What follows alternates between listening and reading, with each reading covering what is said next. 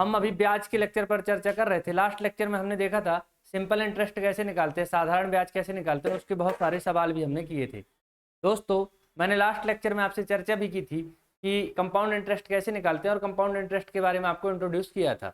तो compound interest के बारे में आपको मैंने एक फार्मूला बताया था। कंपाउंड इंटरेस्ट के बारे में मैंने आपको एक फार्मूला बताया था जिसमें मैंने आपको बताया था ये कंपाउंड इंटरेस्ट का नहीं बल्कि कंपाउंड इंटरेस्ट और मूलधन मिला के फार्मूला बनता है। अर्थात वो कंपाउंड इंटरेस्ट का जो है तो चक्रवृद्धि ब्याज का मूलधन मिश्रधन जो बन रहा है, चक्रवृद्धि मिश्रधन जो बन रहा था, चक्रवृद्धि जो मिश्रधन बन रहा था, चक्रवृद्धि मिश्रधन बन रहा था, उसके लिए हमने आपको फॉर्मूला बता दिया था। आपको फॉर्मूला क्या बता दिया था हमने? P into 1 plus R by 100 की पावर T। ये हमने आपको फॉर्मूला बता दिया था और कहा था कि कंपाउंड इंटरेस्ट के सारे सवाल इस फॉर्मूले से हल हो जाते हैं। और इस फॉर्मूले से अगर हल हो जाते हैं तो अगर दोस्तों एक चीज़ और याद में रख लेना, आप एक चीज़ और याद में रख लेना कि अगर आपको यहाँ पर वार्षिक दिया हुआ है, क्या दिया हुआ है? वार्षिक दी हुई है दर, वार्षिक दर दिया हुआ है, इस समय वर्ष में दिया हुआ है, तो आप इस फॉर्मूले को यूज कर देंगे।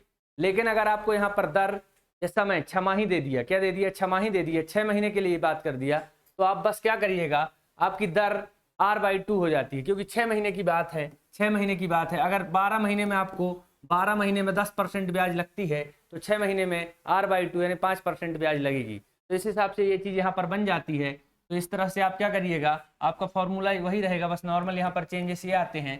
P = 1 प्लस R/2 इंटू 100 तो है ही, और समय में 2 का इंटू हो जाता है। तो अगर 6 माही की बात की जाए, 6 माही की बात की जाए अगर, तो आप इस तरह का फॉर्मूला यूज कर देना। अगर कंपाउंड इंटरेस्ट में 6 महीने की बात की जाए तो इस तरह का फॉर्मूला यूज कर देना। इसी तरह अगर आपकी 3 महीने की बात की जाए, 3 माह की बात की जाए, 3 माह की बात की जाए, 3 माह की अगर बात की जाए तो P इंटू 1 प्लस R/4 हो जाता है। 3 महीने की बात की जाए तो 4 हो जाता है, इंटू 100 की पावर यहाँ पर 4t हो जाता है। तो ये अगर इस तरह के सवाल कहीं मिलते हैं तो इस तरह का फॉर्मूला यूज कर दीजिएगा। बाकी कुछ नहीं करना आपको, वहाँ पर आगे से पहले से कुछ अलग से चीज़ें नहीं करनी है। तो अगर चक्रवृद्धि ब्याज में इस तरह की चीज़ें पूछता है आपसे, और चक्रवृद्धि ब्याज में दोस्तों आप जनरली देखेंगे क्योंकि यहाँ क्या होता है, पावर टी होता है, टी यानी होता है समय, और समय जो है पावर वहीं पर लगनी है। अब इतना बड़ा सोल्यूशन नहीं देगा वो, मैक्सिमम टू मैक्सिमम पावर 3 देता है, मतलब वर्ष समय 3 वर्ष से ज्यादा का नहीं देता। क्योंकि क्या होता है दोस्तों, समय अगर 3 वर्ष से ज्यादा का वो दे देगा तो आपका सोल्यूशन कितना बड़ा हो जाएगा, आप सोचिए। वहां पर मतलब जो वनडे एग्जाम है जहां पर ट्रिकी मैथमेटिक्स चलती है, वैदिक गणित पढ़ते रहते हैं, उनके लिए ठीक है, जो किसी ना किसी ट्रिक से अपन सॉल्व कर देंगे, पर यहाँ तो हमको पूरा सॉल्यूशन दिखाना पड़ता है। तो यहाँ पर आप समझिए, मतलब ये कॉन्सेप्ट की बात है, एक समझने की बात है कि टी की वैल्यू ज्यादा से ज्यादा 3, 4, 5 इससे ज्यादा नहीं रहेगी। कोई 20 वर्ष का जो है तो चक्रवृद्धि ब्याज नहीं निकाल सकता, गुणा करते करते पागल हो जाएगा कि 20 वर्ष का चक्रवृद्धि ब्याज निकालना है तो 20 बार गुणा उसका करेगा। किसी छोटी छोटी भी संख्या होगी तो 20 बार गुणा करते करते दिमाग खराब हो जाएगा।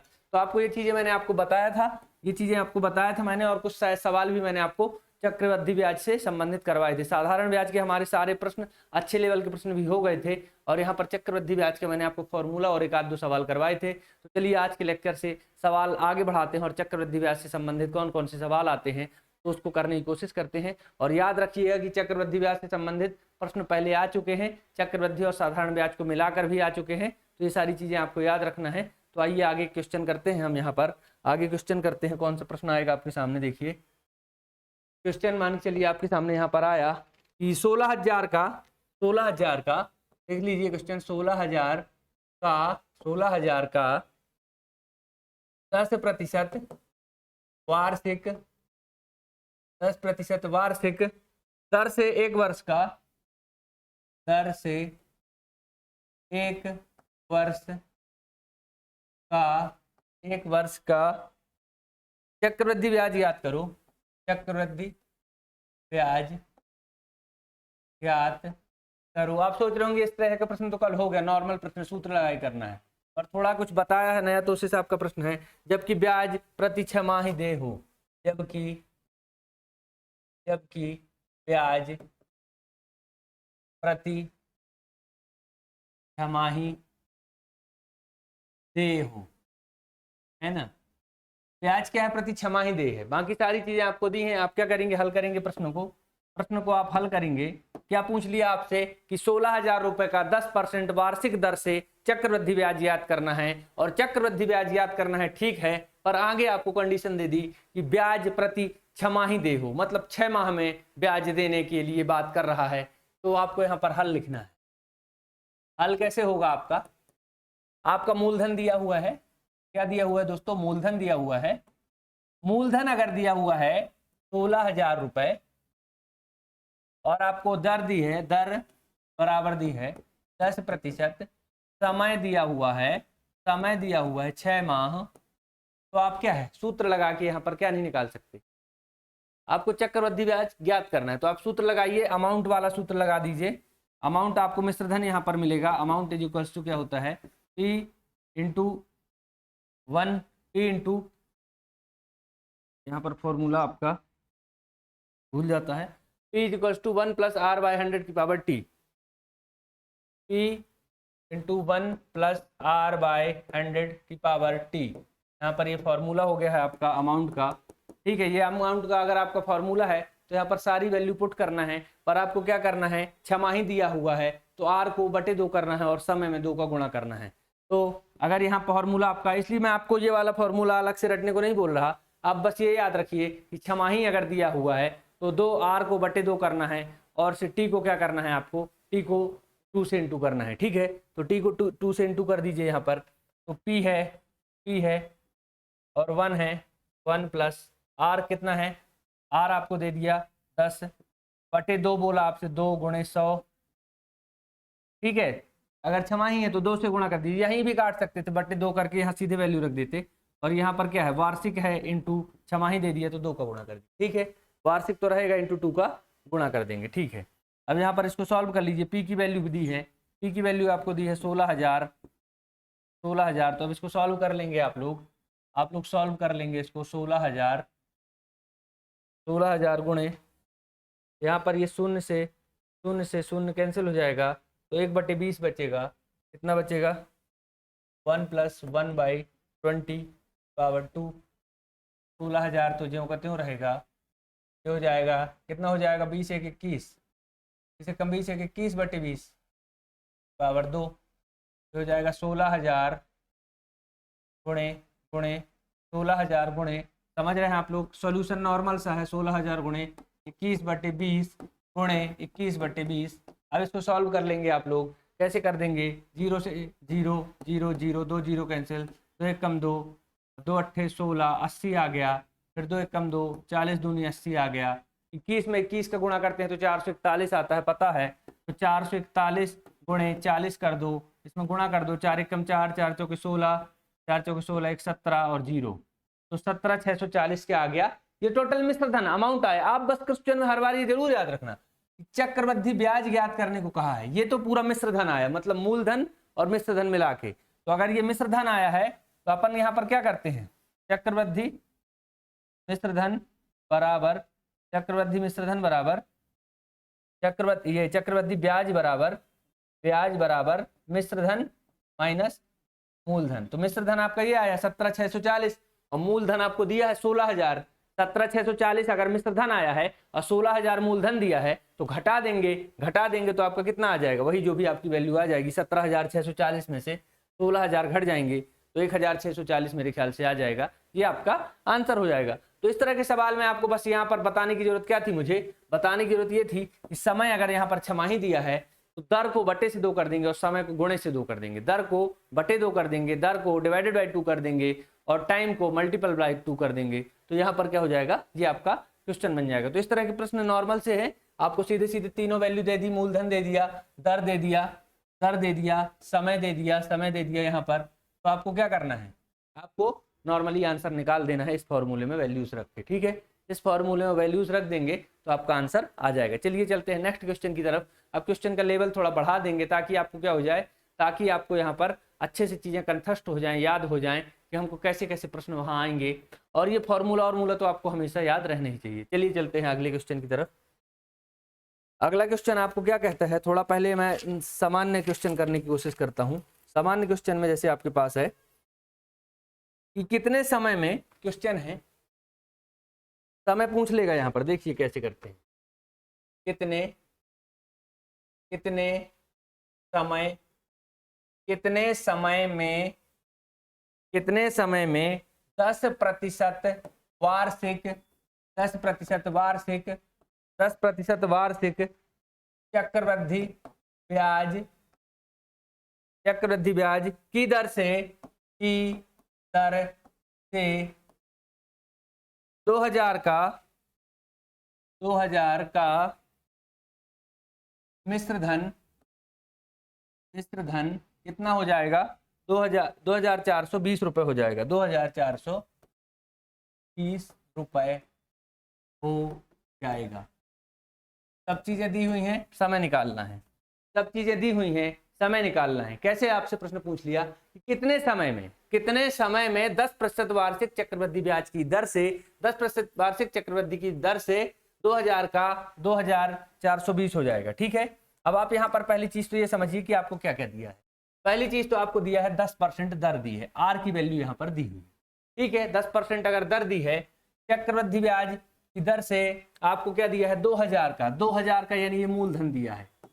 ठीक है, और यहाँ पर मिश्र धन भी दिया है आपको, मिश्र धन दिया है, ए भी दिया है आपको, तो हो जाएगा। तो आपको क्या फाइंड आउट करना है? समय आपको जो है समय फाइंड आउट करना है, समय की वैल्यू क्या होगी। तो ये चीज हमको बन जाएगी। कैसे बन जाएगी? क्योंकि हमारे पास है फॉर्मूला दोस्तों क्या कहता है, सबसे पहले हल लिखकर बाकी की जितनी चीजें दी हैं, यहाँ मूलधन दिया हुआ है, मूलधन यहाँ पर आपके पास है 2000 रुपए। कितना है? 2000 रुपए। ठीक है, आपके पास यहाँ पर दर दी है, दर कितनी दी है? 10%। आपके पास यहाँ पर मिश्र धन दिया हुआ है, मिश्र धन कितना दिया हुआ है? 2420 रुपए। ठीक है, आपको समय आपको ज्ञात करना है, ठीक है, इतनी सारी चीजें दी हैं आपको और समय आपको ज्ञात करना है। कठिन नहीं होगा, कठिन इसलिए नहीं होगा क्योंकि फॉर्मूला हमारे पास है। फॉर्मूला क्या कहता है दोस्तों? A = P into 1 plus R/100 की पावर कितनी? T। ठीक है, T है, कोई दिक्कत नहीं। T की वैल्यू हमको फाइंड आउट करनी है तो T को रहने देंगे।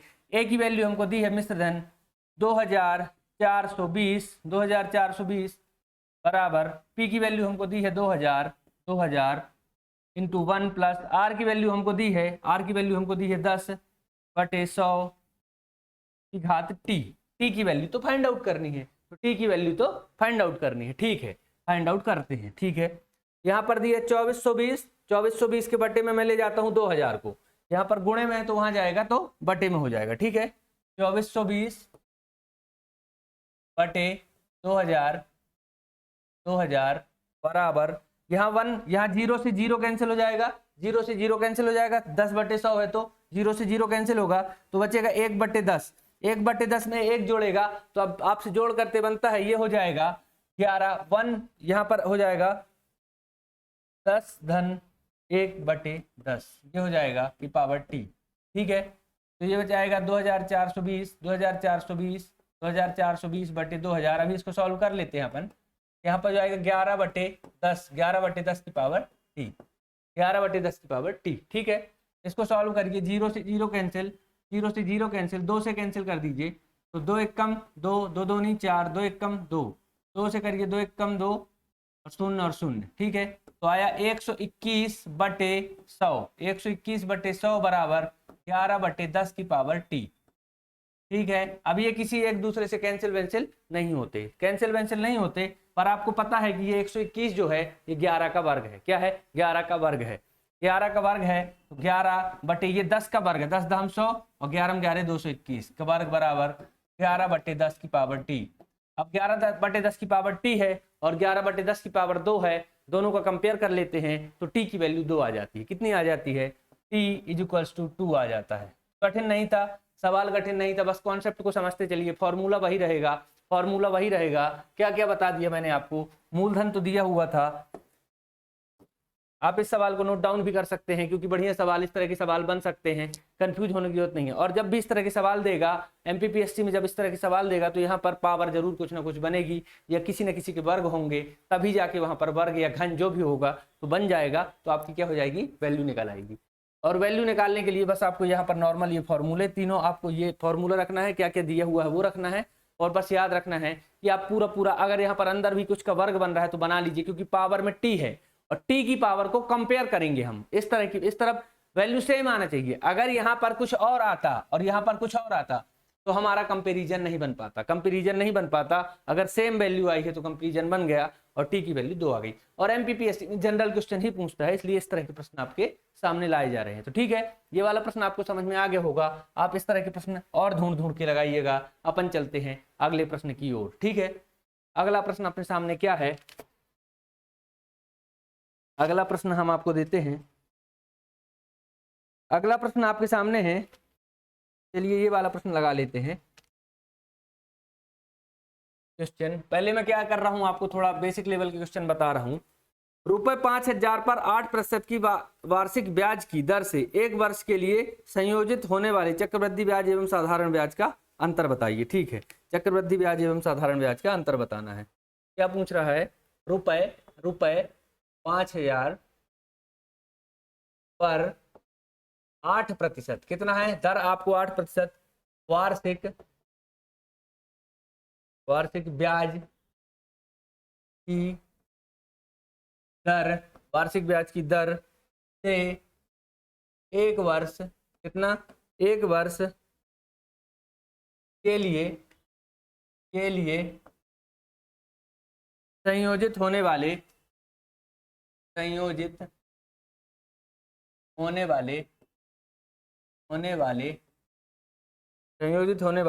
चक्रवृद्धि ब्याज एवं साधारण ब्याज का अंतर।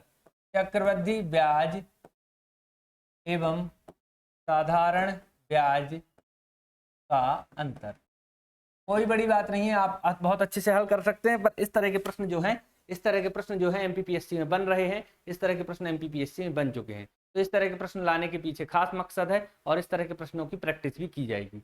तो अगर आपको यहाँ पर मैं कहूँ क्या दिया हुआ है, तो आप बोलेंगे यहाँ पर दिया हुआ क्या है? मूलधन हमको दिया हुआ है। क्या दिया हुआ है?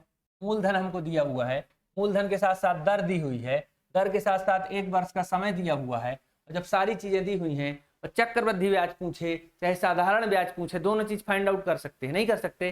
दोनों चीज जनरली फाइंड आउट कर सकते हैं। दोनों चीज जनरली कैसे फाइंड आउट कर सकते हैं? अब वो सब चीजें आप लिख लीजिएगा। अब आप यहाँ पर अगर सीधे सीधे आपको बोला जाए कि आप यहाँ पर अमाउंट फाइंड आउट कर लीजिए, तो यहाँ पर क्या होगा? अमाउंट कितना होगा? Amount is equals to P into 1 plus R by 100 power T। तो यहाँ से फॉर्मूले से निकल आएगा। सीधे सीधे कर रहा हूँ, अब आप लोग बाकी की चीजें लिख लीजिएगा कि दिया हुआ है। आप जरूर लिखा करिए, कोई सा भी सवाल हो, अगर आपकी प्रैक्टिस में दिए रहा है कि दिया हुआ है और ज्ञात करना है और अब पूरा सवाल डिजाइन करेंगे तो जरूर लिखिए। यहाँ पर मैं इसलिए नहीं लिख रहा कि हमको ज्यादा क्वेश्चन करने होते हैं और यहाँ पर समय खराब करने से कोई मतलब नहीं, इसलिए मैं सीधे आंसर आपको बता रहा हूँ। 5000 गुणे 1 प्लस R है 8/100 पावर T की वैल्यू 1 है, 1 रख दूंगा। तो 5000 गुणे ये कट जाएगा, 4 दूनी 8 और 25 चौके 100, तो 1 यहाँ पर कितना हो जाएगा? 25 और 2 27, तो 27/25। ये सब सॉल्व वाल्व आप करना सीख गए हैं। पावर 1, ठीक है, पावर 1 है, ठीक है, कोई दिक्कत नहीं। अब यहाँ से ये कट जाएगा, इससे कट जाएगा, 25 से कट जाएगा, 25 से कम 25, 25 दूनी 50 और 0 और 0, तो 27 दूनी 5400 रुपये इसकी वैल्यू आ गई। 5400 रुपये मिश्र धन आया है। अपन को ब्याज का अंतर बताना है। 5400 रुपये मिश्र धन आया है, तो यहाँ पर हम कर लेंगे ब्याज, चक्रवृद्धि ब्याज बराबर 5400, ये मिश्र धन 5400 माइनस मूलधन 5000 है, बराबर 400 रुपये आ गया, 400 रुपये। ये ब्याज जरूर आप फाइंड आउट कर लिया करिए। अब यहाँ पर आपको साधारण ब्याज का ही फॉर्मूला मालूम है। साधारण ब्याज बराबर मूलधन गुणे दर गुणे समय बटे 100। फॉर्मूले में वैल्यू रख दीजिए 5000 गुणे 8 गुणे 1/100। ये आपको पता है ना साधारण ब्याज का फॉर्मूला, बहुत सारे सवाल कर चुके हैं पहले क्लासेस में, आप वीडियो देख सकते हैं। तो 5000 गुणे 8 गुणे 1/100 ये सब कर दिया अपन ने। यहाँ पर 00 से 00 कैंसिल, 5 8 40, 400 यहाँ पर भी आ गया। साधारण ब्याज भी 400 आ गई, साधारण ब्याज भी 400 आ गई और चक्रवृद्धि ब्याज भी कितनी आ गई? 400 आ गई। और पूछा था अंतर बताइए, तो अंतर नहीं है। क्यों नहीं है? क्योंकि भैया दोनों तो 400 आ रही है, साधारण ब्याज भी 400 आ रही है और चक्रवृद्धि ब्याज भी 400 आ रही है, तो कोई अंतर नहीं है। अब आपको एक कॉन्सेप्ट बताया था, उसके लिए आपको समझना चाहिए, ऐसा प्रश्न अगर 3 मार्कर में पूछ ले, तो ये बड़ा प्रश्न नहीं है, ना 2 फॉर्मूलों की जरूरत है, ना कुछ जरूरत है। क्यों नहीं है? आप एक ही फॉर्मूला, आपको सरल वाला अगर याद है, साधारण ब्याज बराबर मूलधन गुणित दर गुणित समय बटे 100, अगर आप ये लगा दोगे तो आपको अब वैसे भी आंसर पता चल जाएगा। बोलोगे सर कैसे पता चल जाएगा जब दोनों अलग अलग निकालेंगे? नहीं, अरे दोस्तों मैंने आपको बताया था कि साधारण ब्याज हो या चक्रवृद्धि ब्याज हो, अगर पहले वर्ष के लिए दोनों का ब्याज सेम रहता है। आपको अच्छे से बताया था, बहुत अच्छे से बताया था। जैसे आपको यहाँ पर फिर से बता देता हूँ कि अगर 100 रुपया है तो आपको यहाँ पर सिंपल इंटरेस्ट हो या कंपाउंड इंटरेस्ट हो, अगर 10% लग रहा है तो एक साल में ये भी 10 रुपया ही होगा और ये भी 10 रुपये होगा, अगले साल बदलता है। तो अगर एक साल पहले से वैल्यू दे दी, अगर एक साल पहले से वहां पर दे दिया एक वर्ष, तो आपको यहाँ पर कुछ भी करने की जरूरत नहीं थी। बस मैंने तो आपको पहले बता दिया ताकि आपको यहाँ पर सिद्ध भी हो जाए, चीजें सिद्ध हो गई चीजें। अब एक वर्ष अगर दिया रहेगा तो आप समझ जाएंगे। अगर एक वर्ष दिया है और दोनों चीज का अंतर पूछा है तो अंतर कुछ भी नहीं होगा, क्योंकि समय सेम है। समय सेम से मतलब नहीं, अगर 2 वर्ष दिया होता तो अंतर आ जाता, क्योंकि चक्रवृद्धि ब्याज में 2 वर्ष में कुछ और वैल्यू आती है और एक वर्ष में क्या होता है, वैल्यू चेंज नहीं होती। अगर एक वर्ष का समय कभी भी दे और चक्रवृद्धि ब्याज और साधारण ब्याज में अंतर पूछे तो आप बोल देना कोई अंतर नहीं है। पूछेगा कैसे नहीं है, तो आप ये छोटा वाला फॉर्मूला लगाइएगा ना, साधारण ब्याज बराबर, और फिर लिख दीजिएगा चूंकि प्रथम वर्ष में चक्रवृद्धि ब्याज और साधारण ब्याज का मूल्य सेम होता है, अर्थात इसमें कोई अंतर नहीं है। ठीक है, तो इतना लिख देंगे आप, तो आपको बढ़िया 3 में से 3 नंबर मिल जाएंगे झमाझम, कोई टेंशन नहीं होगी। चलिए इस तरह के सवाल अगर आप कर लेते हैं तो चलिए थोड़ा बड़े सवाल की ओर चलते हैं, इसमें आपको मेहनत करनी पड़ेगी। मेहनत तो क्या है, फॉर्मूला वही है, बस दिमाग अच्छे से कॉन्शियस रखना पड़ेगा और हमेशा ये याद रखना पड़ेगा कि अगर चक्रवृद्धि ब्याज पूछा है, हम निकालते हैं इस वाले फॉर्मूले से मिश्र धन। क्या निकालते हैं? मिश्र धन। तो इससे आपको मूलधन को घटाना जरूर है, तभी चक्रवृद्धि ब्याज निकलती है। आप प्रश्न को जरूर पढ़ा करिए। यहाँ पर चक्रवृद्धि ब्याज और साधारण ब्याज का अंतर पूछा था, अगर इस फॉर्मूले से मैं कर रहा हूं तो 5400 रुपए मेरे को आ रहा है, 5400 मिश्र धन आ रहा है, मतलब 400 उसमें ब्याज है। 5000 रुपए अगर मूलधन है, 5400 मिश्र धन आ रहा है, तो 400 ब्याज है। ये जरूर याद रखा करिए। चक्रवृद्धि वाले सवालों में लोग ये जरूर गलती करते हैं, क्योंकि क्या करते हैं, वो घटाते वटाते नहीं, यही निकाल के यही आंसर दे देंगे। अब खुद से ये सोचना चाहिए कि 5000 रुपए में 5400 रुपए कहाँ से ब्याज मिल जाएगी। यहाँ पर 400 रुपए ब्याज ही बनेगी ना। तो ये चीज बस आपको याद रखना है और बाकी कुछ भी नहीं है। ठीक है, याद ये रखना है कि आपको ब्याज निकालने के लिए मिश्र धन में से मूलधन घटा देना है, और हम फॉर्मूले से मिश्र धन ही निकालते हैं। चलिए नेक्स्ट क्वेश्चन की ओर चलते हैं। हमारे पास नेक्स्ट क्वेश्चन क्या है? हमारे पास नेक्स्ट क्वेश्चन है, बहुत बढ़िया क्वेश्चन है। ये एमपीपीएससी में आया प्रश्न है, प्रश्न ये है कि क्वेश्चन जो है आपके पास ये है, किसी धनराशि के 5% वार्षिक दर से, किसी धनराशि के, बढ़िया से लिख लीजिए, एमपीपीएससी का प्रश्न है ये, कि 5%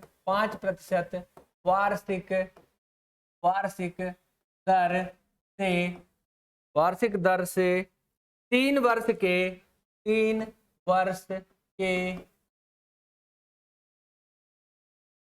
चक्रवृद्धि ब्याज तथा साधारण ब्याज का अंतर, चक्रवृद्धि ब्याज तथा साधारण ब्याज का अंतर,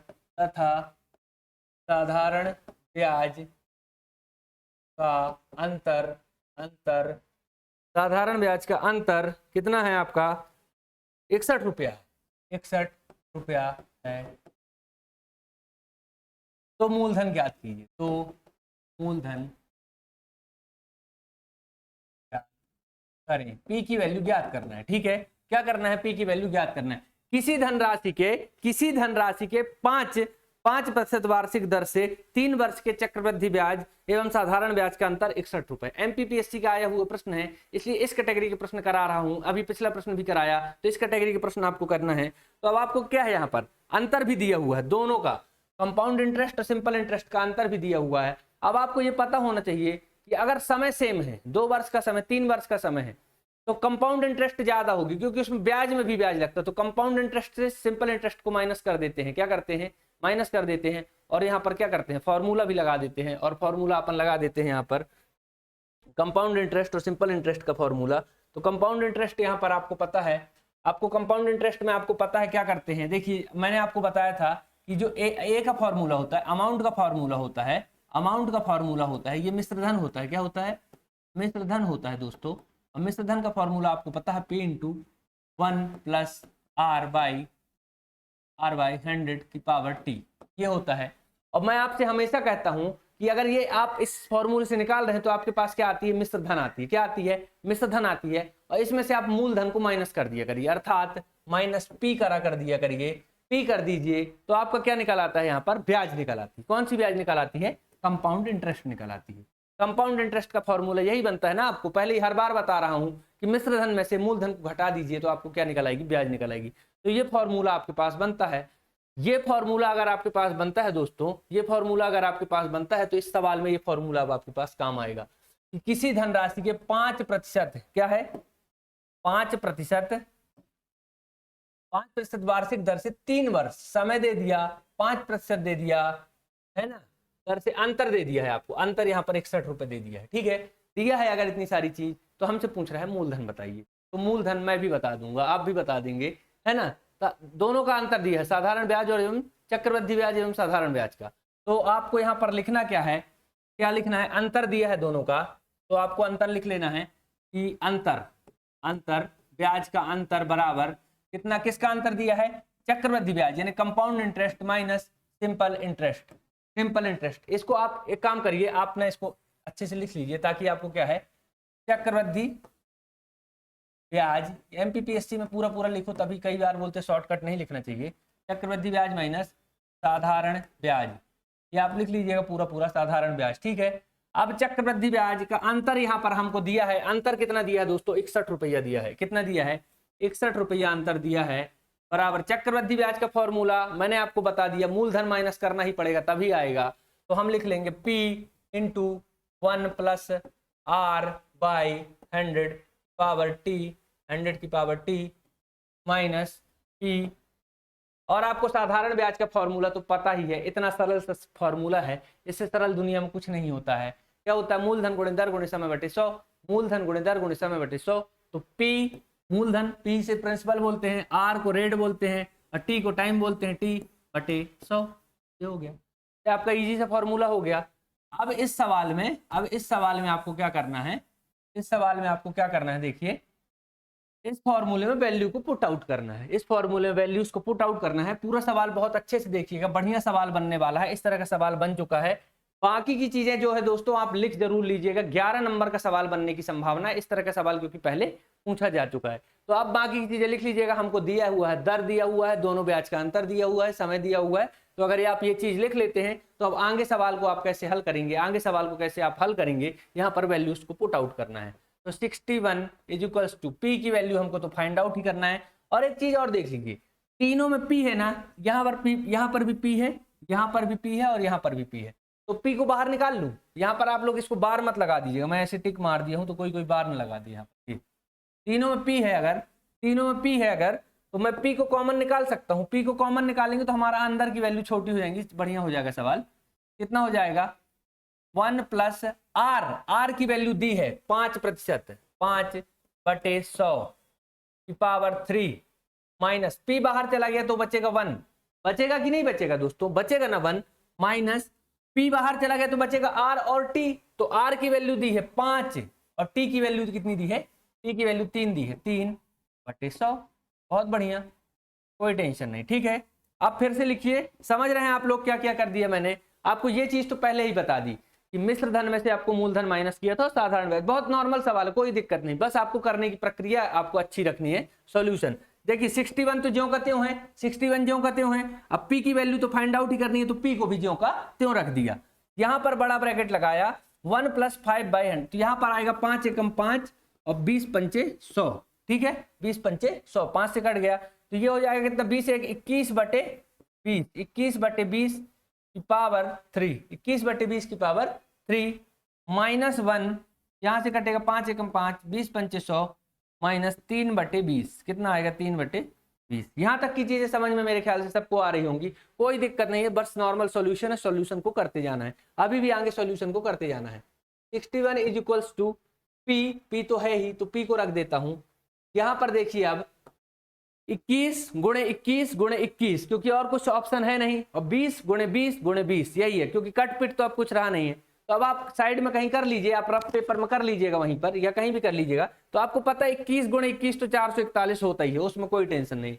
21 गुणे 21 अगर 441 होता है तो यहीं कर देता हूं, फिर मिटा दूंगा, तो 441 गुणे 21 और कर देते हैं, तो यहाँ पर कितना आएगा 441, और यह 2 से तो 882 आ जाएगा क्या? हाँ 882 आ जाएगा।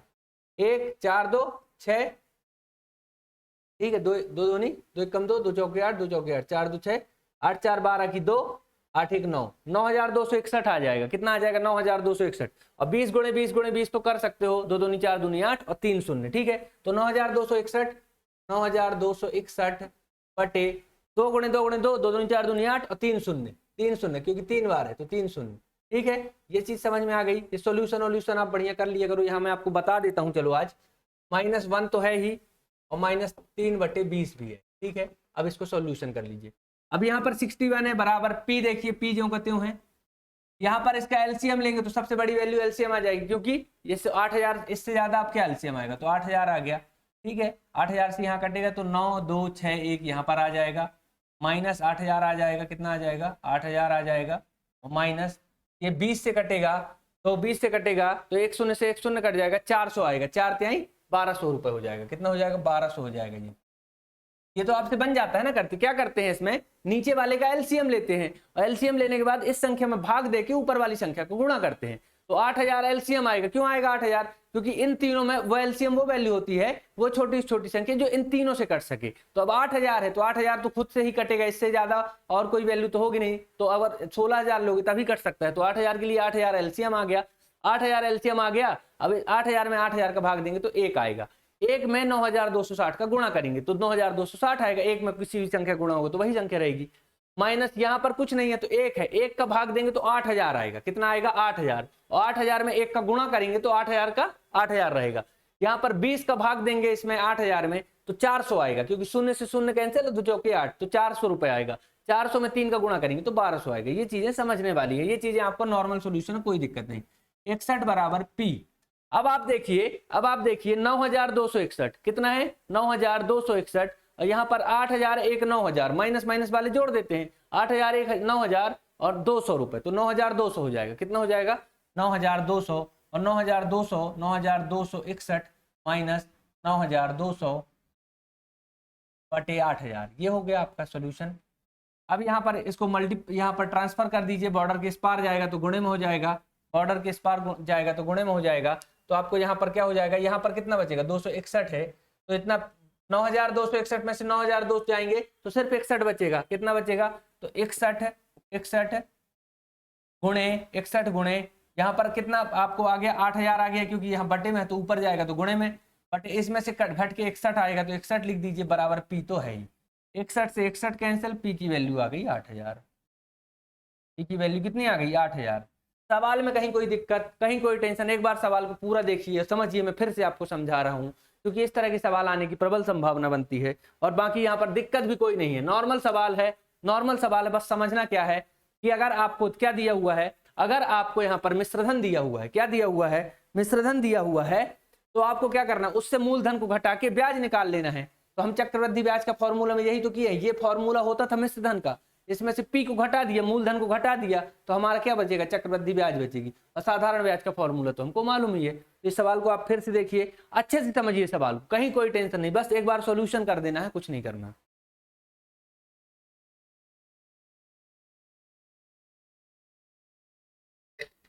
समझ में आ गया आपको सवाल? चलिए आपको एक बार फिर से बता देते हैं। धनराशि में 5% था, 3 वर्ष था, ये वो था, फिर अंतर आपसे पूछा है तो अंतर में आपको बता दिया, फॉर्मूला ही लगाना है। फॉर्मूले में आपको बस ये याद जरूर रखना है कि अगर चक्रवृद्धि ब्याज पूछा है तो मिश्र धन में से मूलधन घटाएंगे तभी आपका जो है चक्रवृद्धि ब्याज आएगा। अगर आप गलती से ये फॉर्मूला बस रख दिए, ये फॉर्मूला चक्रवृद्धि ब्याज का नहीं है, ये फॉर्मूला तो मिश्र धन का है, अमाउंट का है, पेबल अमाउंट जो देने योग्य राशि है उसका है, और आपको इसका तो साधारण ब्याज का मालूम ही है, और दोनों को घटा देंगे, दोनों को घटा देंगे तो आपकी काय की वैल्यू आ जाएगी, अंतर आ जाएगा। और अंतर कितना दिया है 61। अगर 61 अंतर दिया है आपका तो ये फॉर्मूला आपका जो करते हो चलता जाएगा। बस आपको सॉल्यूशन सही से करना है कि 21 गुणे 21 गुणे 21 है, तो बस उसकी वैल्यू जल्दी जल्दी फाइंड आउट करते अब आपसे बनने लगनी चाहिए, और ये पूरा यहाँ पर इजी हो जाएगा। एमपीपीएससी में पूछा हुआ प्रश्न है, 2015 या 17 में ये प्रश्न पूछा गया था, 11 नंबर में इसकी पूरी संभावना है। चलिए चलते हैं अगले प्रश्न की तरफ।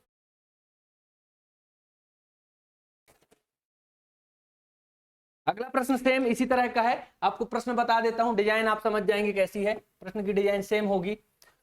किसी धन के 3 वर्ष के चक्रवृद्धि ब्याज एवं साधारण ब्याज का अंतर 31 रुपए है। किसी धन का, कोई धन आपको नहीं पता, यही मूलधन ही ज्ञात करना पड़ेगा। किसी धन के 3 वर्ष के चक्रवृद्धि ब्याज एवं साधारण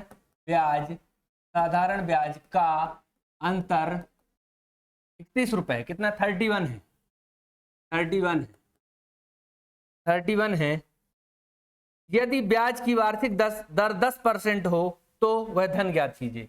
यदि ब्याज की दर, वार्षिक दर, ब्याज की वार्षिक दर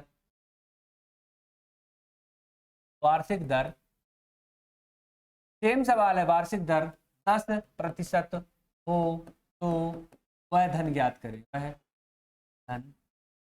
ठीक है। क्या है, किसी धन का 3 वर्ष का चक्रवृद्धि ब्याज और साधारण ब्याज का अंतर हमको दिया है 31 रुपए। यदि ब्याज की दर 10% हो, कितनी हो, ब्याज की दर 10% हो तो वह धन ज्ञात करना है। पिछले सवाल में भी सेम था, चक्रवृद्धि ब्याज और साधारण ब्याज का अंतर दिया हुआ था। बस सिर्फ वही कॉन्सेप्ट याद रखना है कि चक्रवृद्धि ब्याज का जो फॉर्मूला है वो याद रखना है। चक्रवृद्धि ब्याज का फॉर्मूला क्या है, बारंबार बोलता हूं, चक्रवृद्धि ब्याज का फॉर्मूला P × 1 + R/100t। सिर्फ इतना लिख के नहीं रुक जाना है, उसमें से मूलधन को जरूर माइनस करना है, तो -P। अगर आप यहां लिख के रुक गए तो सवाल पूरा गलत हो जाएगा, आपका आंसर, आप परेशान हो जाएंगे, आपका आंसर नहीं आएगा। और वहां ऑप्शन में आंसर नहीं देता, आप आंसर गलत लिख दोगे, आपको लगेगा सही है, क्योंकि ऑप्शन तो देता नहीं है मेंस की परीक्षा में। तो यहाँ पर ये फॉर्मूला आपको याद रखना है। अगर ये फॉर्मूला आपको याद हो गया, चक्रवृद्धि ब्याज और साधारण ब्याज का अंतर दिया है, और साधारण ब्याज का फॉर्मूला हमको मालूम है, मूलधन गुणे दर गुणे समय बटे 100। तो मूलधन गुणे दर गुणे समय बटे 100 यानी P × R × T/100। बस अगर ये फॉर्मूला आपको याद हो गया, अंतर भी आपको दिया हुआ है 31 रुपए अंतर आपको दिया हुआ है। बस इसमें वैल्यूज क्या कर देंगे, पुट अप कर देंगे, वैल्यूज पुट अप कर दीजिए, तो आपको यहाँ पर ब्याज, ये P तो आपको फाइंड आउट ही करना है, और P को बाहर ले लीजिए क्योंकि तीनों में P है, जैसे पहले सवाल में किया था, एज इट इज सवाल है, ठीक है। 1 है, R/100, R की वैल्यू 10 है, 10/100 की घात कितनी है, 3 वर्ष है, यहाँ भी 3 वर्ष है, माइनस P तो गया बाहर तो 1 बचेगा, माइनस PRT, P बाहर गया तो R बचा 10 × 3/100। अब यहाँ पर ये पूरा सॉल्यूशन आपका समझ में आ जाएगा कि क्या क्या आपको करना है। अब यहाँ पर देखिए P 31 है, P तो है, अब सॉल्यूशन करते आपसे बन जाएगा, यहाँ से ये कैंसिल हो गया, कितना बचेगा 1 प्लस, अब यहाँ पर ये कितना हो जाएगा टोटल, सबकी पावर T रहती है, सबकी पावर T है, तो ये आपका यहाँ पर कितना हो जाएगा 10 11 बटे 10, तो कितना हो जाएगा आपका ये 11/10 की पावर 3 -1, और यहाँ कितना हो जाएगा 3/10, ठीक है।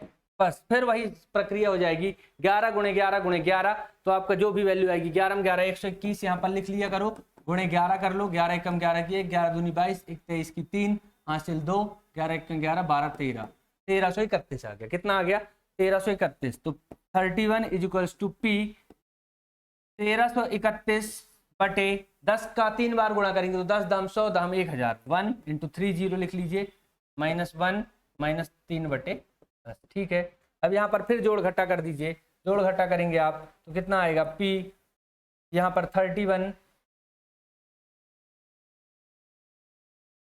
31 is equals to P into कितना है यहाँ पर एलसीएम ले लेंगे। अब इन तीनों का एलसीएम क्या आएगा, यहाँ बटे में 1 है, 1000 है, बटे में 1 है और 10 है, इन तीनों का एलसीएम 1000 आएगा। 1000 एलसीएम अगर ले लिया तो यहाँ पर क्या आएगा, 1331 तो आएगा ही, 1331 आएगा ही। ये तो आपको सोल्यूशन बनता ही है कि 1331 आएगा माइनस 1000 आएगा, 1000 आएगा और 10 पे आए कितना आ जाएगा, 30 आ जाएगा। अब ये जुड़ेगा घटेगा, सब जुड़ेगा घटेगा, तो यहाँ से टोटल वैल्यू कितनी आ जाएगी, यहाँ से टोटल वैल्यू आपकी जो भी आएगी, आपका यहाँ पर आंसर, यहाँ पर सब कटेगा पिटेगा और आपको आंसर बता देता हूँ फाइनली, क्योंकि पिछले सवाल के जैसा ज्यों का त्यों ही है। यहाँ पर 10 से कटेगा तो यहाँ पर सॉरी 1300 आ जाएगा, ये 130 आ जाएगा, ठीक है। तो आपको यहाँ पर ये आसान हो जाएगा और पी की वैल्यू लास्ट में 1000 आ जाएगी, क्योंकि यहाँ से 31 बचेगा, 31 से 31 कैंसिल होगा और पी की वैल्यू आ जाएगी। तो ये चीजें आपको समझ में आई। पिछला सवाल एज इट इज था, देखिए ज्यों का त्यों सवाल था, बस आपको बस पूरी प्रक्रिया कर देना है, साधारण ब्याज और यहाँ पर चक्रवृद्धि ब्याज से अंतर निकाल देना है। तो यहाँ पर साधारण ब्याज चक्रवृद्धि ब्याज के इतने प्रश्न हुए हैं, एक आध प्रश्न आपको और बता देता हूँ जनरली। तो इस तरह के प्रश्न ही पूछे जाएंगे, ये सामान्य स्तर के प्रश्न होते हैं जो पूछे भी गए हैं, आप पहले के पेपर भी उठा के देख सकते हैं और आगे भी पूछे जाने की संभावना है। क्योंकि यहाँ पर क्या होता है इस तरह के प्रश्न में, इस तरह के प्रश्न में मल्टी डायमेंशन हो जाता है, आपका साधारण ब्याज भी आ गई, चक्रवृद्धि ब्याज भी आ गई, मिश्रधन भी आ गया और वहां पर क्या आ गया, आपका परसेंट वाली चीज भी आ गई। तो ये मल्टी डायमेंशन टाइप के प्रश्न है जो आपको अभी करा रहा हूं। तो इस तरह के प्रश्न करते चलिए। आइए एक आध प्रश्न और देख लेते हैं। ठीक है दोस्तों, इस तरह के प्रश्न जितने भी चक्रवृद्धि ब्याज और साधारण ब्याज के थे हमने हल कर लिए हैं। तो यहाँ पर ये टॉपिक आपका कंप्लीट होता है। आगे लेक्चर से हम लोग अनुपात और समानुपात की चीजें देखेंगे, तो वहां पर आपका लेक्चर चालू होगा अगले लेक्चर से। बहुत बहुत धन्यवाद।